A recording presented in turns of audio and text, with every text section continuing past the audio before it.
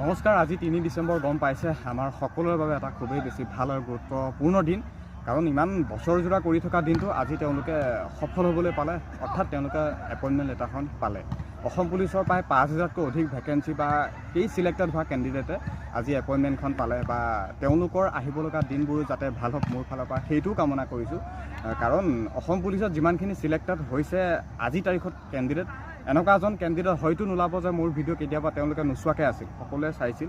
আৰু অসম পুলিচৰ এই ৰিক্ৰুটমেণ্টটোৰ লগতে যিহেতু মই প্ৰায় জড়িত হৈ থাকোঁ, বাৰু যি কি হওক সকলোলৈকে থাকিল শেষত পুনৰবাৰ ধন্যবাদ। কিন্তু এটা মেইন কথাটো হ'ল আমাৰ নিউ ভেকেঞ্চিক লৈ বহুতে যিহেতু এতিয়া ৱেইট কৰি আছে বা যোৱাবাৰ বহু পইণ্টৰ কাৰণে কিছুমান ৱেইট মানে তেওঁলোকৰ নাম নাহিলে অকণমান পইণ্টৰ কাৰণে এতিয়া নতুন ভেকেঞ্চিৰ কাৰণে তেওঁলোকে ৱেইট কৰি আছে। বাকী যিসকলৰ নতুনকৈ এতিয়া বয়স আছে তেওঁলোকে ৱেইট কৰি আছে, বহুত উৎকণ্ঠাৰে বাট চাই আছে যে আমাক নিউ ভেকেঞ্চি লাগে আমাৰ অসম পুলিচৰ।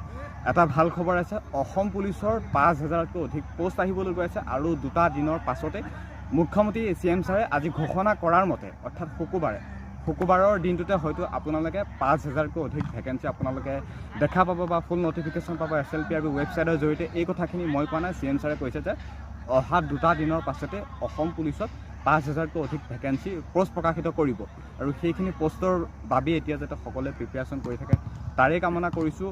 মোৰ ফালৰ পৰা জনাইছোঁ, CM ছাৰেও সেইটোৱে জনাইছে। এতিয়া ইমানে কথা আছে যে নতুন পষ্ট আহিবলৈ গৈ আছে ৫,০০০।